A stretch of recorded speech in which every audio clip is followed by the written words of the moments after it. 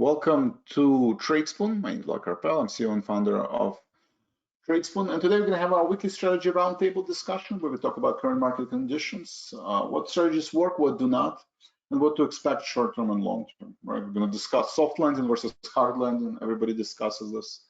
I think it only makes sense to do the same.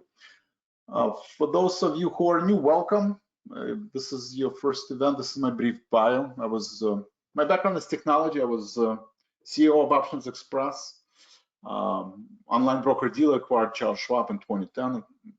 Very proud of the experience. I was the first employee there. The company at some point was worth over $2 billion, was sold for $1 billion to Schwab. So shaped my career. After that, I worked as a consultant investor in several technology firms, financial technology firms. Started Tradespoon in 2012. It's been more than 10 years. So I'm super happy. I want to say thank you to everybody on the broadcast. Because of you, I've been doing this for over 10 years. I've been trading for over 20 years, mentoring and teaching subscribers how to trade stock and options. And finally, I have a master's degree in computer science, specializing in statistics and artificial intelligence. I'm going to go through some trading examples. It's important to understand the risk associated with trading stock and options. So again, please visit optionsclearing.com link if this is your first live event, or if you're new to stock or option trading. I encourage you to understand the risk associated with trading stock and options. You can do that by visiting optionsclearing.com.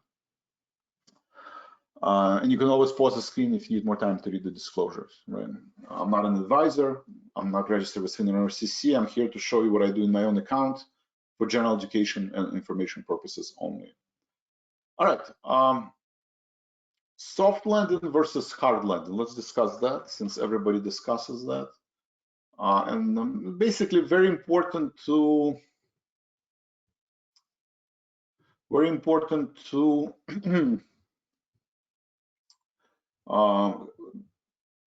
mean, that's $1 million question, right? Based on whether you're in soft, if you're in a soft landing, you would be a buyer into pullbacks, right? If you are in hard landing, you would be a seller into the rallies, right? So completely different strategy. I mean, if you're short-term or long-term trader. If you're day trader, maybe it's not as relevant, right? Because you're closing all your position by the end of the days. But still, even then, even if you're a day trader, since there is almost news every day, macro and microeconomic data, you would have to at least have some kind of a opinion or bias whether the markets are heading higher or the markets are heading lower. So I think it's extremely important. For day traders, obviously less important, but if you're holding position overnight, holding position for a few months, for a few quarters, for a few years, I mean, this is a very important question, very important to discuss. And by the end of the presentation, we'll see if there's a clear answer. So how does the argument go? Argument goes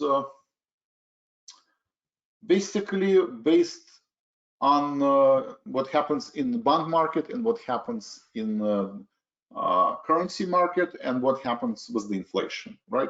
So you can clearly see the dollar kind of precipitously dropped, right? First, it had us in the past 2 years, right, year and a half, it made a vertical move from 90 all the way to 114, and now it pulled back to basically at the worst part of the pandemic, right? That end of February, first couple of weeks of March, dollar has jumped all the way to basically where we are right now, right? And then as soon as the Fed came out and basically said, listen, we'll do everything in our power to provide liquidity in the market. As soon as they, Jerome Powell has said that, dollar just precipitously sold off, and market rallied. So the soft landing camp basically says the same thing, right? We have reached these extreme levels, 114. We haven't seen them. I don't know if you look at the chart, monthly chart, right? We haven't seen these levels since 2001, right? 2001 recession, right? Not even in 2008 recession we have seen dollar at this level. You have to literally go back to the September 11 tragedy and the recession of 2001 to 2003 to find levels where the dollar is. And it peaked, right? It peaked around 2002, and it started precipitously sold off. The rally started in 2003, right? Market reached the bottom actually in 2003 after the dollar sold off. So we kind of have the same argument, right? Dollar dropped, right? Similar to back in 2001, 2003. And the soft landing camp basically says that there will be a follow through in the dollar, right? Not a rebound, right? But kind of continue to, or maybe small rebound, but still follow through. And this is the end of the bear market, and market will continue to go high, right? Because the strong dollar is very adversely affecting S&P 500 companies, right? If you have a strong dollar, you transfer all your revenue from abroad, and your revenue drops significantly, right? It's a headwind for a lot of the S&P 500 earnings that derive their revenue outside of the United States. So that's the soft landing. The hard landing basically says the opposite. We will revisit this level, right? Kind of the same thing here, right? We dropped several times, 10% here. I mean, similar levels, right? Dropped, went up, dropped, went up, and only then it, fancy. So multiple rallies, right? Multiple sell-offs in the past 2 years, right? And this is a hard landing, right? 2003, this was a hard. It was, maybe the term wasn't here, but the analogy, right? So hard landing, right? Was the idea that why? Because inflation, even though obviously months over months it continues to deteriorate, and year over year continues to deteriorate, but it's still elevated compared to historical levels. You have to go back to 70s and 90s to find inflation, 70s, 80s to find inflation at these levels. And that will stay, hawkish at least till the end of the year, right? No pivot. I mean, yeah, they might pause, but there will be no pivot, right? So this is the hard landing. This is a soft landing camp, right?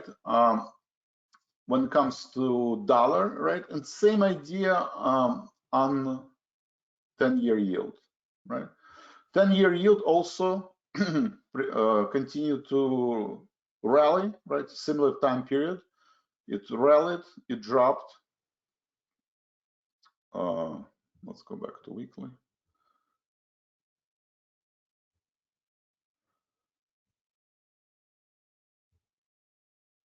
It wasn't at that level even during pandemic, right? Before the pandemic, it was at 2%, right? Interest rates were 2%.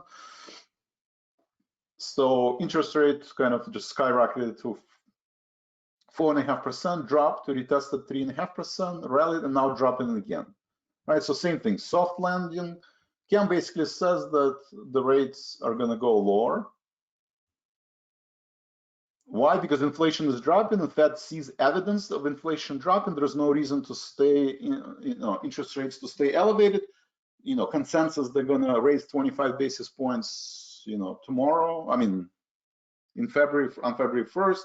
Maybe 25 basis points in March meeting, 25 basis points in April, and then since inflation continues to drop, and so, wage pressures are continuing to go lower, and goods, prices of goods, prices of services, even prices of some of the food items, they all continue to drop. Fed will observe this for next 3-6 months, and then by the end of the year they'll start lowering interest rate, right? That's the soft landing narrative. Hard landing basically says no, if inflation is more persistent, we might jump right here because Fed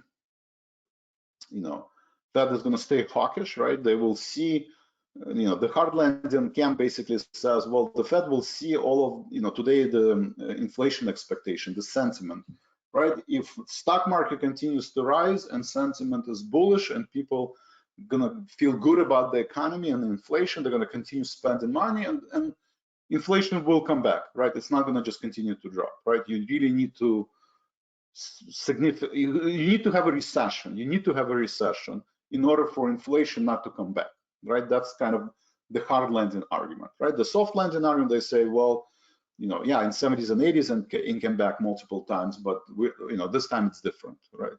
because it's global economy, because I don't know, China is reopening. So hard landing basically says rates go up, Fed stays hawkish, and then they will drop because of the recession, right? So there is a recession in hard landing camp, and soft camp basically says we will avoid the recession. We will avoid the recession. All right, so those are the two arguments right now. Obviously, based on today, even though we started the earnings seasons and banks did not have a great earnings, spiders are pretty resilient, right? Very resilient, right? It dropped over 1% in the morning, and now it's basically flat, right? JP Morgan dropped, it was as low as I think 34.50 pre-market, and now it's 139, right? It's turning positive. So the soft landing camp is winning right now, right? The narrative is strong. Spiders is around 400, right? It's retesting basically December rally, right? Close to December highs, 407, 405. And kind of you see the line in the sand everywhere, right? Whether you look at the banks, right? If you look at XLF, right, they're facing 52-week high. Whether you look at the spiders, you're seeing that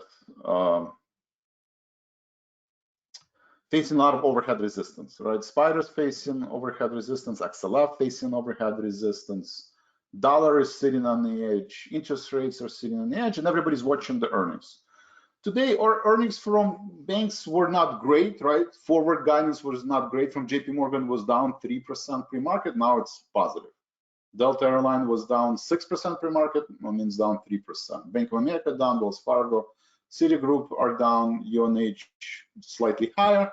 TSM had a pretty nice move after the earnings. So, so now you have to kind of figure out, decide where you're going to be, soft landing or hard landing, right? So we'll see. Banks are only 20% of S&P, right? Then healthcare just started, right? So we have transportation, we have industrials, we have technology, right? They're going to start announcing earnings in the next few weeks, right? So everybody's kind of waiting, right? Just because banks did not have a great earnings, even though most banks are down, but JP Morgan now is turning positive, but they were not great, right? Even from JP Morgan perspective, they were not great. So I think everybody's going to continue waiting for the next couple of weeks until there's more clarity in the earnings, and then make a decision, whether this is a soft landing or hard landing. So one scenario is that, we basically, let's look at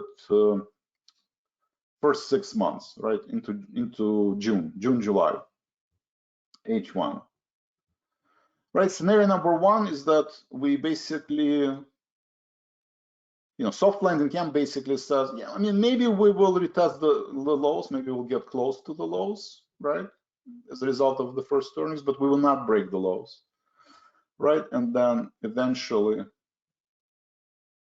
we will continue to trade higher, right? So maybe reach 420, maybe reach 430, right? So that's the soft landing camp, right? That's scenario number one. Maybe we'll retest the lows, maybe not, but we're heading higher. Where we are now, and either retesting the highs 415 or actually reaching 420, right? So that's the soft landing camp. Hard landing camp basically says, no, we're going lower, right? We're not going to break this downtrend. Maybe short term we can overshoot this downtrend, but eventually by July, either the first half or the second half we're going lower, right? Scenario number two. Let's do scenario two. Soon it's in this quarter, right? Because earnings from banks were not great. If the earnings, Tesla already announced that they're now cutting, up to 20% prices in the United States, right? And then if Apple says the same thing, in Microsoft, mega cap stocks are 40%, so 20% in banks, 40% in mega cap technology, right? So that's 60%. So if mega cap technology do not have good earnings, and banks do not have the good earnings, then we could either retest 52-week low or break 52-week low, in the next month or two, or banks, or if technology has relatively decent earnings, and maybe Tesla is an anomaly, right?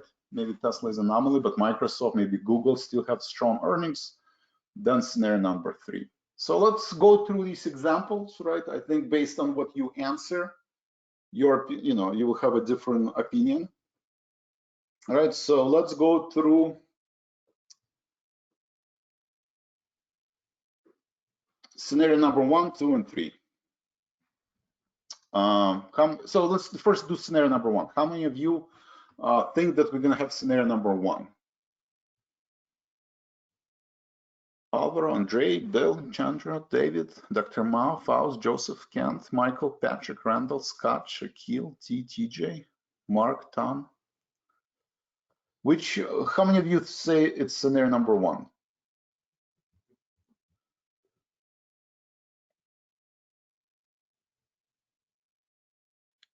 Nobody said scenario number 1. Okay.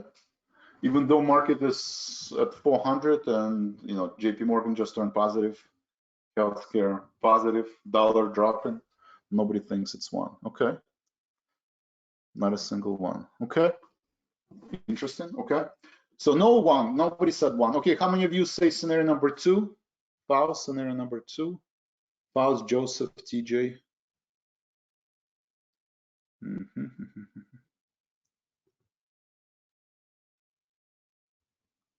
Earnings will erode. Dan Niles expects to drop to 3,000. Yes, Dan Niles has been bearish on the market for a very long time. Same as Mike Wilson. Okay, so 2, 3, 2. Okay, so majority of you said 2, 3. I'm gonna. Okay, so thank you for answering, TJ, Joseph, Kent, Trader, Faust. I also think it's gonna be 2, right? Maybe 55. My answer is I think 50 at this point, maybe a 60% chance. I'm 60% confident it's going to be in 2, and maybe 50% confident it's going to be in 3.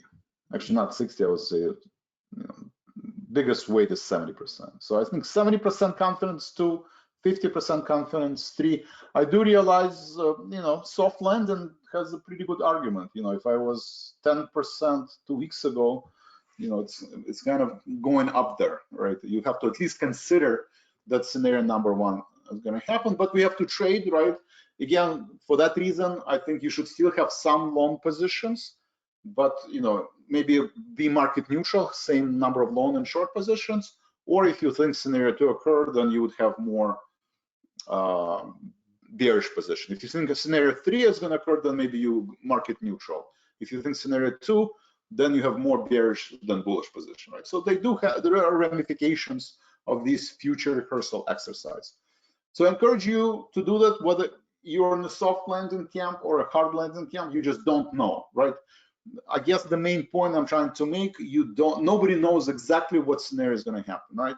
Half of the people think it's scenario number 1, half of the people think it's scenario number 2 and 3, and we need more data. And inflation data, dollar is basically supporting the soft landing, right? Interest rate are moving in the opposite direction of what Fed wants them, right? Fed wants them to be at 5%, but 2-year yield is,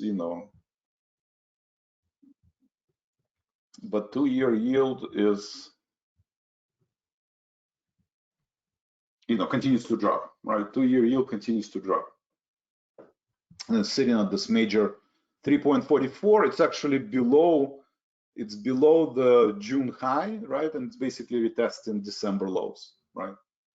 Pretty bearish price pattern, right? Looks like a continuation, right? A, B, C, right? So if that happens, then, that's the soft landing narrative. All right. So since, half of the people think soft landing, half of the people say hard landing, how do you prepare, right? The idea is that process versus outcome, right? If you're married to an outcome and you're in soft landing camp and all of a sudden the market sells off, then, that's an issue, right? Or vice versa. If you're bearish, you think, market is going to pull back after the bank earnings, right? And instead of that, JP Morgan turning positive, right? you end up on the long side of the trade. How do you, how do you deal with that uncertainty, right? So process. What does the process mean? Having a well-defined trading plan with written rules, right? I have my slides. I have a trading plan sitting on my chair, on my desk, and it goes something like this, right? But in terms of cash, you need to have cash. Even if you're in soft landing camp, I have not seen a single speaker on Bloomberg or on, CNBC or on Twitter or any reports that I've read that says that, you should not have cash, right? Or you should have small cash position. Right now, don't have cash. Even the biggest soft landing proponent will say, you should have a larger cash position. Because of the uncertainty, you should have it a lot larger than, it was, 2 years ago. Maybe not as large as last year because there's more uncertainty in last year. Looks like, the war in Ukraine, kind of more clarity, the situation in China, more clarity. So, okay, so you have 30% of your cash. So if you're in soft landing, I would say 30% in cash on average, right? Depends on your age, depends on how much money you're managing. It's not like a universal number, but it's average among all the investors. So somebody might want to have 20%, somebody might want to have 40%, but it should not be 10, it probably should not be 0 or negative for that matter on the margin, right? So that would be rule number 1, which you never want to break. The second rule is portfolio drawdown. All right, portfolio drawdown basically to me means that at any given point, let's say personally I'm bearish. Most of you said 2 and 3. So seems like at least majority people on this broadcast are bearish. I still propose you only have 4 positions at 2.5% account value per position. Right, so that means that at any given point you're risking 10%. Right, let's say all my 4 positions, they're all going lower. I'm down 10%, right? I'm bearish, but banks had decent earnings. They were not horrible, right? We're gonna have, industrials and technology stocks announce earnings in the next 2 weeks. Microsoft, Google, Amazon, Deere, Caterpillar will announce earnings in the next 2 to 3 weeks. Then Jerome Powell will come out, right? He could be dovish, he could be bearish, right? We don't know for sure. So you don't want to risk more than 10%, because if you're overly bearish and the market you might be wrong on time, right? I think it's going to drop by, this quarter, but it's going to drop by, into the summer, right? Because summer is usually volatile. Sell in May and go away. So June, July. So that means all of these 4 positions, especially if you're trading out of the money puts, right? Or you're buying debit put spreads, they will most likely lose money. So the idea is, okay, if I'm on the wrong side of the trade, I don't want to risk more than 10% of my portfolio. That is the very important rule, right? On average, 10%. So position size is extremely important, right? I put down 2.5% account value. You can see I thought market is going to sell off after, bank earnings. It's not, right? So for that reason, I would always break at least into 2 positions, right? For 2.5%, just risk 1% on one entry and 1% on the other, break it apart. Right, so if you have a $10,000 portfolio, every time you trade, especially if it's options, but same logic is for stock too, you don't want to risk more than $100, right? So every time you trade, you put $100. Let's say you're shorting JP Morgan, right? Yesterday, everybody said JP Morgan is going to be lower. We sold puts, we sold calls, stock dropped, and now it's turning positive, right? So if you put 2.5% of your account into that JP Morgan trade, then you're out, right? You're out and you lost 2.5% of account value. If you only put 1%, right, and you're down $100 on $10,000 portfolio, well, now you have a decision to make, right? Do you think we're going to have a follow through and JP Morgan is going to continue to rally? Or maybe you don't think that way, so then you put another trade, right? Maybe you sell another call that expires into the future, right? Not this Friday, but next Friday. So the point is, you always build kind of these ladders, option ladders or dollar cost average, But the biggest mistakes of dollar cost average in ladders is that you're violating 2.5% rule, right? If you do dollar cost average or ladder 1% for that segment, and overall the position is not going to be more than down than 2.5%, then that's the best strategy. But if you're constantly buying on pullbacks and you keep adding, and you're down 2.5%, you're down 5%, you're down 7% in a position, that's not a that is the biggest mistake. So cash, number of position, and position size. As long as you follow these rules, sometimes you will make money, sometimes you will lose money, but you will always be in the game, and your portfolio will grow as long as you get those three things right: position, number of position, cash, and drawdown. Right? If you break any of these rules in terms of cash, number of positions, or account value, I mean, again, you break your rules. Sometimes you will be on the right side of the trade, sometimes on the wrong side of the trade, but eventually you'll get caught, especially in a volatile market. Right? Right now, VIX is at 18. Right? VIX shows basically, we're in soft landing. Right? We're basically also breaking through the important support levels. Right, we're at 18. We haven't been at 18 since 2022. Right, so soft landing guys basically says, nobody's hedging, everybody's complacent. VIX is going back to 16 and 12, where we've seen it in the past, few years. Right.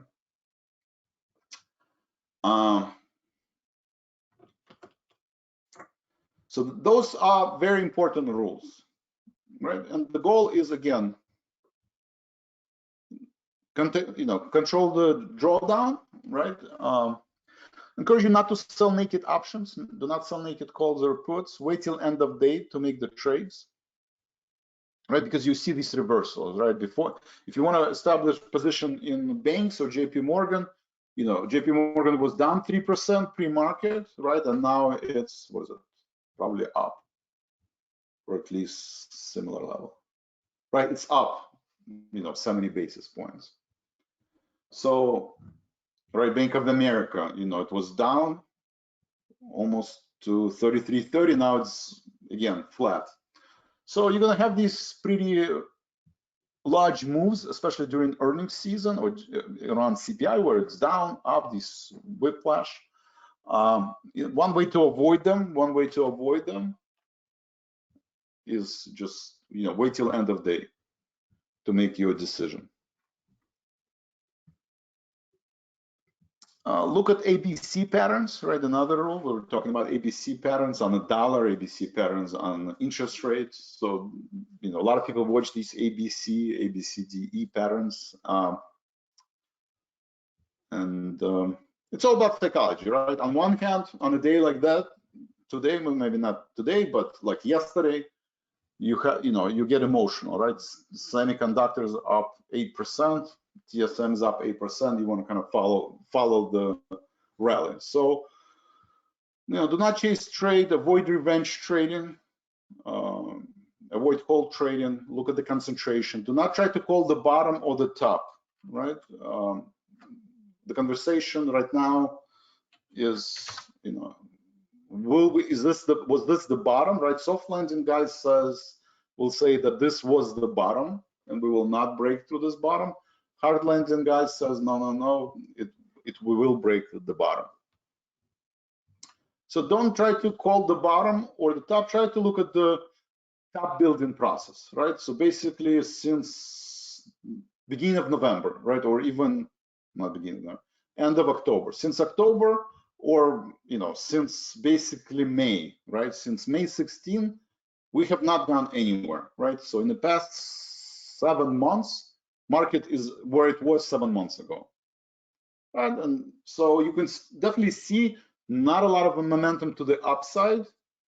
You don't see a lot of momentum to the downside. Yes, we've made new lows, but pretty much off their lows. So where are we heading? Are we heading much higher? At some point, we need to break out of this range, right? At some point, the $1 million question is, okay, we spent 8 months in this range and not going anywhere. Are things getting better and we're going to trade higher, or things are getting worse and we're going to trade lower, right? It's just unreasonable for next 7 months to continue doing this, right? It could be, I suppose, could be, but highly unlikely, right? Usually it's the either downward slope, right? Right now we're in downward slope, or we're gonna be in an upward slope, right? But now we're still in down slope, so it's reasonable to assume that potentially we can break the lows. All right, any questions?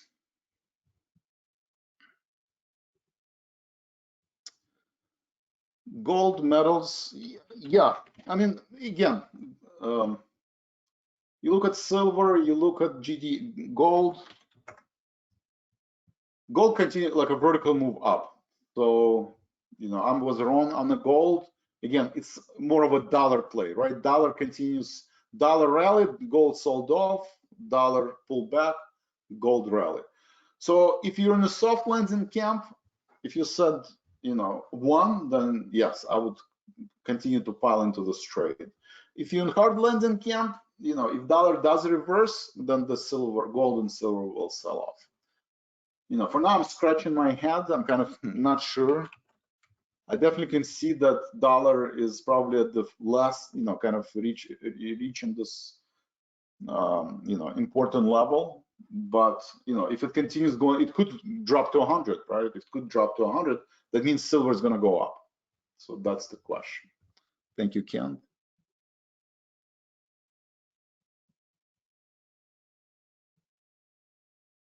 Ken, I mean, I do agree that I just think silver is overbought, dollar oversold. I do think we're gonna in dollar with, it's not a one-way trade, right?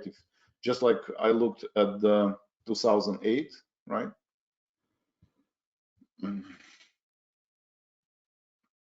Right, or even in 2008, right, recession. Dollar rallied, right? Then it pulled back into December significantly.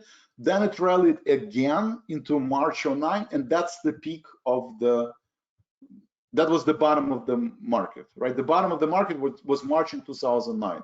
And when the recession started, it rallied, pulled back more than 50%, and then rallied. Same thing happened in 2001 recession. Strong move up, down, up, down, up. This was the bottom of the market, right? Well, actually 2003, I think, was the bottom of the market, right? But this was the bottom of the market. So it's reasonable to assume that we have a similar recession, right? Soft landing guys will say we don't have a recession, but hard landing guys will say you will have some kind of recession. Soft, hard, doesn't matter, but dollar is going to move like this, right? It's not a one-way trade, right? It's not a one-way trade. So if it's not a one-way trade, then the sell-off is overdone. The sell-off is overdone. And at some point it will rebound, from 102, from 99, but I believe it will rebound. And if it rebounds, then silver is going to go lower. But once it drops again, silver is going to go higher. So maybe start building small silver position and continue to add on these large pullbacks. Scott, question from Scott: are we putting lower lows or lower highs? I'm in the hard landing camp, right? I'm in the hard landing camp. So I think we're gonna make lower highs. I don't think this was the bottom, right? We'll probably know this very soon, right? It's already, Monday is off, so we're observing holiday.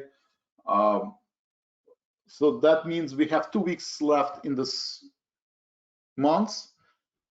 I don't think there's going to be any surprises, right? Earnings is only going to start, but by end of February, we'll know at least what this earnings season looks like, right? By that time, probably 50% or more, 60% of S&P 500 companies will already announce earnings.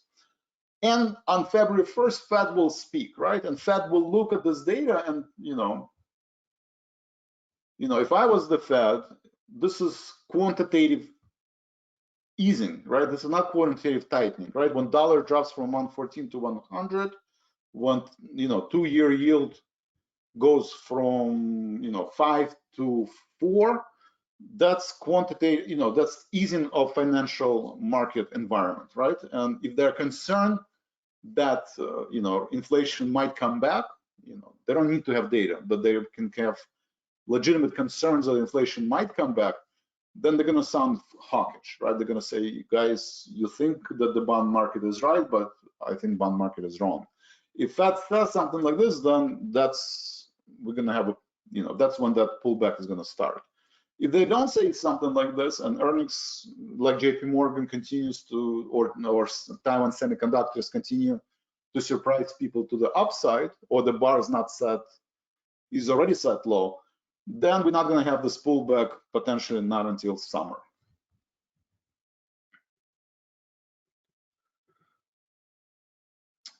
Kent, yes, looking at the next 3 to 5 years, I think precious metals is one of my favorite trades. Yes, next 3 to 5 years, silver, gold is a good trade. All right, any other questions? So how do we help at Tradespoon? Again, we have Elite Circle. Elite Circle, I believe in education. I come from a family of teachers. Since I was a child, I always heard my mother teaching piano classes at home, at work. So I believe in education. I believe, people should learn, invest time into trading, invest time into education. Just like skiing or any other skill that you want to acquire, it requires education, right? So the best way to learn is to be part of these live trading rooms, right? We have morning bell, we have closing bell. I answer all of the questions. We do give you access to trader log. Every day you can see all of my trades. I trade JP Morgan today, right? Sold the puts, sold the calls, bought the stock, lost money on the stock, made money on puts and calls. Overall was a losing trade, but you'll see exactly when I get in the trade, why I get in the trade, and when I get in and get out, right? You can set up an SMS messages. So I think this is the best way to learn. And if you're not here to learn, you just need trade ideas. Obviously, you're gonna get a lot of trade ideas, and you can always go to my position and see, I have SH position, I'm hedging. If you're not comfortable trading, options, buying puts or put spreads on key technology, one way to hedge is buying SH. So out of those four positions, I propose that at least one or two, since most of you said bearish, I would say at least one or two should be bullish positions, right? And two or three, right, should be bearish. This way, you're not going to be down 10% if you're allocating 2.5% of account value, right? The goal, no matter what the market is going to do on each of these iterations, to preserve the cash and to make sure that you don't have a large drawdown in your portfolio. So that's Elite Circle, right? You have recordings. Every single trade, there is a recording, right? You can go in and actually look exactly what happened, why I got into this trade, why I got out of this trade. You do have a lot of trades in Elite Circle, combination of both stock and option trades. If you're just looking for stock trades, we have Robo Investor. You can follow that portfolio. If you look in just options, we have Premium Portfolio and Spread Trader, right? These are just option spreads or option trades. Shadow Trader, if you just want to watch my trades, then Shadow Trader, right? We do have different trade ideas, right? So you have Active Trader, Weekly Trader, Monthly Trader. I don't necessarily trade all these. I'll trade some of these picks, but not all. But you have trade ideas with specific entry and exit points, right? For today, let's say Active Trader, you go in. Caterpillar, it was on our radar, Caterpillar. It gives you support entry point. It gives you exit points, right? Cisco, same thing. You get entry point and exit points. And the time horizon is 1 to 2 days. Again, we encourage you not to risk more than 4 positions at 2.5%. Sometimes I have more positions because I'm managing different services. So I can't really do it with 4 positions, and I'm experienced trader. I'm okay doing that, and I just don't put 2.5% in each position, right? I don't want to be down 25% in my personal account, so I do 1%. But same idea. All right. Any questions? Scott, what is the longest? The longest stock trade would be a robo-investor, right? You can go to our robo-investor, sign up. These are the positions. Sometimes I hold them for a year. Sometimes I hold them for 6 months, right? You know, I don't do day trading. I mean, sometimes stock moves 10% or 5%. Maybe I'll close it in a week or two. But most of the time, it's at least a few quarters. So robo-investor is the stock trading and the longest. Monthly trader is also consists of, you know, ideas that are, you know, you might hold for several months, right? FD, right? You know, we picked FD this week, sold off, you know, looks like reached the bottom. So, you know, buy FD, right? Or buy Archer Daniels Midland, right? So something like that. So those are the you know, trades from ideas from this week, and you know, this is a monthly trader. So the idea is that you want to hold these positions for at least a few months. Thank you, Scott, for your question. Any other questions? All right, meanwhile, let's look. So yield kind of, I mean, off the session low, slightly higher, right? But still, you know, facing this main support level, dollar fluctuating between gains and losses, slightly, you know, off the session lows. QQQ slightly down, Spider slightly down, again off the session lows. And in terms of earnings, JP Morgan turned positive, right? Continues to rally. Delta Airline continues to pull back off the session highs, and Citigroup turned positive. Bank of America turned positive, Wells Fargo negative, right? So the point is the bar is set very low, right? And even though JP Morgan and Bank of America came out and say, listen, we're concerned about the future of the economy, we're concerned about our earnings, and we actually, you know, some of them missed on the revenue, but the bar is set very low, and you know, JP Morgan is up, right? Who would have thought after, you know, a rally of 38%, right? So the, you know, the saying is the pendulum swings left and right, and it always goes to extreme. It went extreme when JP Morgan dropped, you know, 40-50%. Now that it's rallied 30%, you know, the pendulum is swinging too far. At some point, it will revert to its mean, but you know, from which point, you know, I guess time will tell. Any questions? Okay, it's 10:13. Stock Forecast Toolbox is a good tool, right? You can sign up for Stock Forecast Toolbox. Again, this is a neural network. It's a model that makes prediction for the next 10 days, for the next months. You can actually follow us on YouTube. I want to say thank you to the YouTube. Our channel is growing, right? We have live stream now. So we do have a live streams. Please click on subscribe button, click on like if you like any of these videos.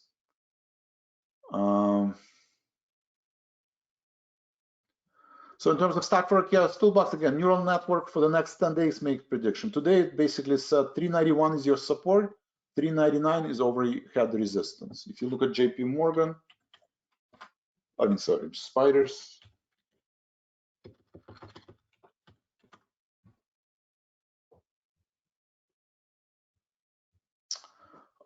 It basically didn't get to 399, but it closed the gap, got close 397, almost to 397, and now it's pulling back, right? And now it's pulling back.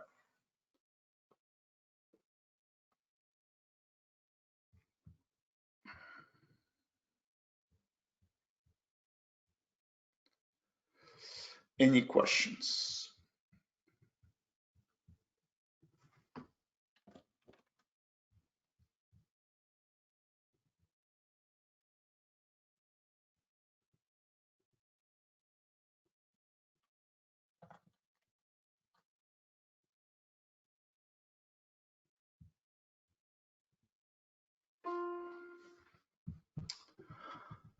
All right.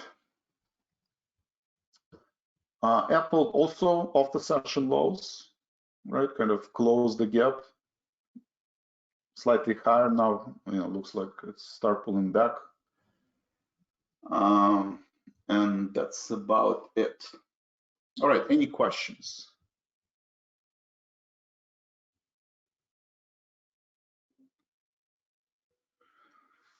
Don, what made the market reverse? I mean, you can point, it started reversing at 9 o'clock. I think this is when the we get 1 year inflation expectation drop, right? Expectation was 4.4, now it's 4.0. Consumer sentiment, right? The consumer sentiment went up. People feel better about the inflation. It went from 60 to 64, right? Gas prices are down, right? Gas prices are down.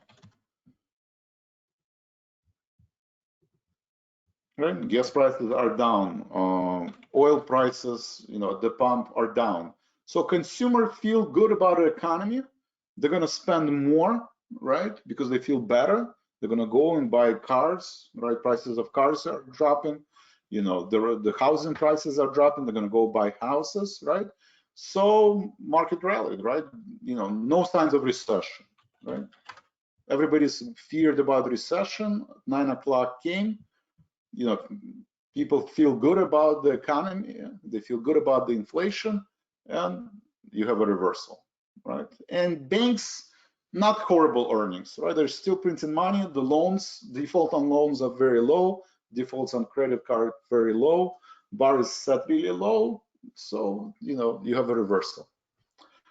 But again, market doesn't trade in one direction, and we'll see if this gap is going to close and there is a follow through, or it will revert down. Based on at least my opinion, we're not going to break this line. So we might get to 400, 402, but the passive least resistance is to the downside. So we'll see where we're going to close today. Because we closed the first gap after the Fed, we closed the second gap, right? Both gaps are closed. We're basically close to December highs, but I'm not sure what is this enough just because the expectation of the earnings is very low? Is this enough for the soft landing narrative to continue going higher? I think we'll see it in the next 2 weeks, right? After the Fed speak, usually it's always been Fed speaks and market sells off, right? Fed might change their tune. They might, they didn't do it in December. That's why markets sold off, right? As soon as JP spoke. It could be the same thing on February 1st, right? JP speaks, put some cold shower on everybody, and ice water, and then everybody gets, soft landing guys are going to get less excited. If he's going to sound dovish and say, hey, soft landing guys, you're right. I do see inflation dropping. I'm not really so concerned that it will come back.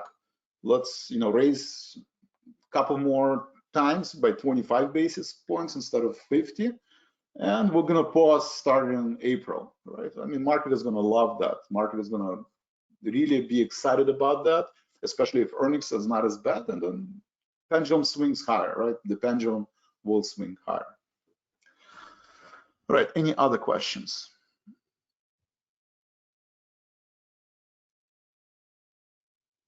TJ, Noam Chomsky thinks that the main problem with AI is that the predictions algorithms are too strong. What do you think? AI is great in predetermined systems, right? So like chess, right?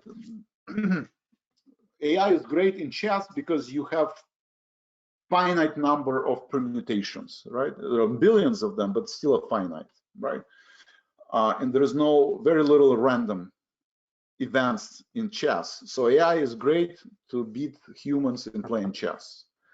AI is probably going to be better writing essays, right? You see this, Chat GPT, GPU.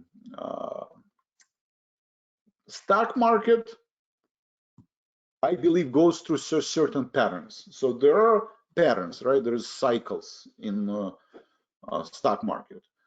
So AI can't predict that pretty well. But then there's this period of randomness, right? When the pendulum swings too extreme one way or the other, or you have an onset of the war, or you have inflation, right? AI cannot predict what's going to happen right now, right? Because historically we don't really have this a lot of data points where you can see, what happened in the market when interest rates goes from 0.5% to 4%. This rapid rise of interest rates, right? Especially this time, it was the fastest. I mean, Fed has raised interest rates before, but not at the pace it did this year. So how do you train AI on this data, right? You have to combine AI data with macro and microeconomic news. So I think 6 months prediction, using our AI is doing a good job. It basically tells you at 394, probably don't want to chase the market. You don't want to chase the market. Market is overbought. It can reach 360 either in January or in February, right? And the trend is negative. So our AI model basically tells you that. Does it mean the market is going to stop cold at 394 like magic? No, it can go to 396. We're going to have earnings next week. It could go to 402, 410. But at this point, model basically tells you do not want to chase the market to the upside, right? I mean, unless you're in a soft landing camp. And soft landing camp basically says AI cannot predict the inflation and how long the inflation will stay. We are hoping that inflation will not come back and the Fed will pivot. So based on that hope, and if enough people believe in this hope, then the pendulum will continue going higher until people are going to lose that hope, right? Because right now market is trading not on data, but on hope, right? The hard landing, people have data to support that most likely we will be in recession. There's hard landing, hard data showing that inflation is still very, elevated at 5, 6, 7%. But the soft landing guys basically says we're hoping that based on the current trends, it's a one-way street, right? Inflation is just going to continue to drop. Rates are going to continue to drop, and we will orchestrate soft landing. So, and that idea can persist until there's hard evidence that we are in recession, and that might be this quarter, it might be next quarter, right? It might be third quarter. Nobody knows that exactly either.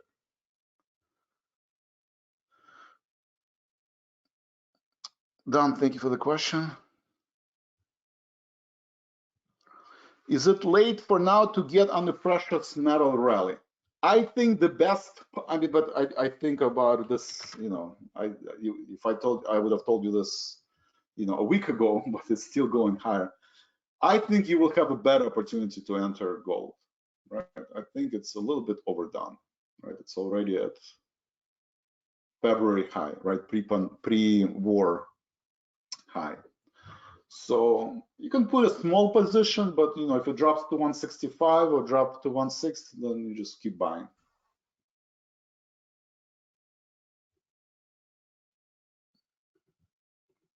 Done, thank you. Stock predictions, GMW is going up to 6. How does your model help me? I mean, you can put any stocks, right? I don't, let's see, if it's a low volatility, if it's a low volume stock, I don't know, Genworth Financial, right? It's not a low volatility, volume, right?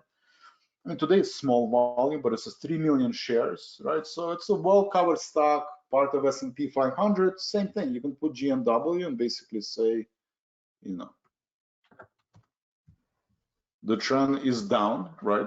For the next 10 days, the trend is down. For the next 6 months, the trend is down, right? So what's the probability it will get to $6? Model basically says, right now it doesn't see it, right? It doesn't see it, but we have earnings, right? So a lot of things are going to change on February 7th, right?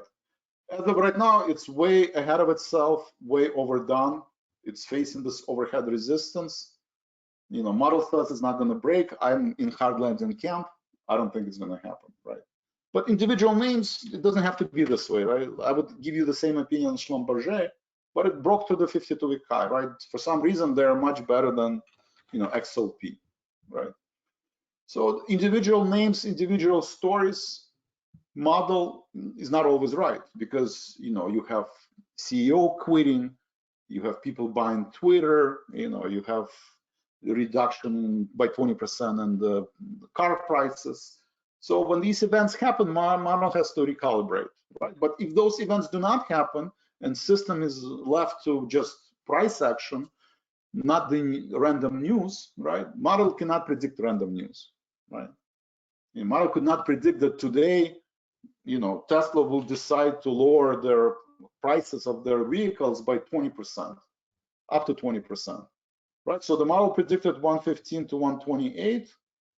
That's actually doing a good job. It's at 120, but it could have been much lower, right?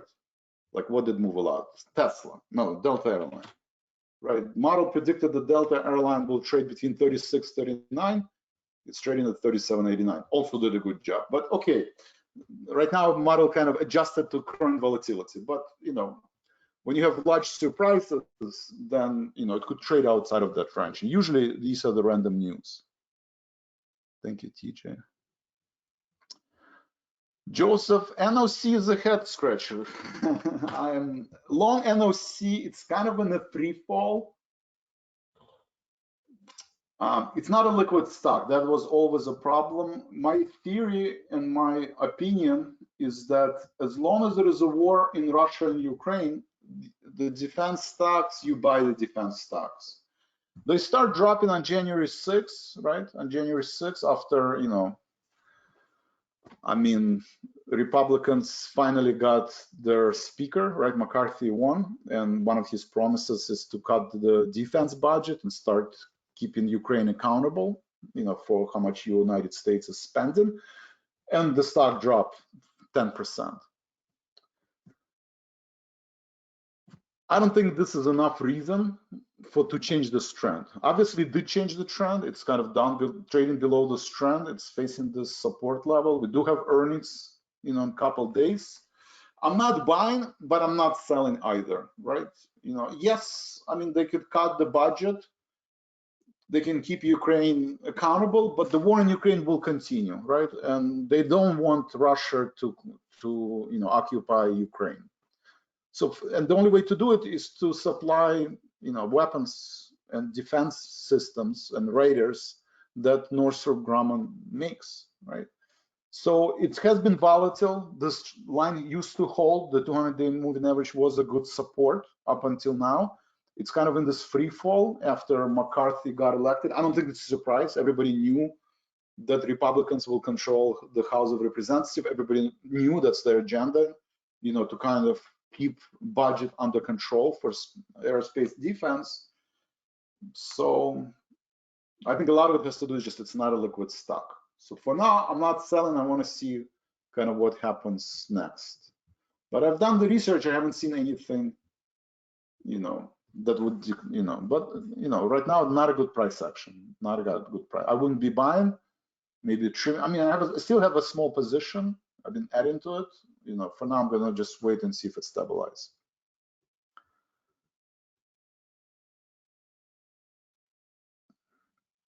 Thank you, Joseph. Thank you, Mark. All right, guys, 10:28. That's all I have for today. Again, another thing you don't want to do is switch every day, based on the wind from soft landing to hard landing, right? There are people that yesterday they were in hard landing, today they're in soft landing, tomorrow they're in hard landing. You'll have hard time trading like that, right? You create your opinion, you listen to the news, you listen to different sources, you create your opinion, and you trade based on that opinion. At some point, either soft landing or hard landing will be supported by actual data. And once you actually see the data that we're going to avoid the recession, or we're going to see the data that we are entering recession or about to enter recession, well, then if you're on the opposite side, you have to switch. But if you switch every week, nothing really has changed in the past few months. Yes, there's data to support that inflation is going to subside, but everybody expected that. It's not like it's a big surprise or it just drops in a very rapid pace. It's kind of been expected. So in reality, nothing has changed, and the question whether we will or will not enter recession is still out there. All right, thank you very much. Have a great day, and I will see you at the closing bell or Tuesday. No, we are off on Monday. Thank you very much. You guys have been awesome, and I will see you soon. Thank you.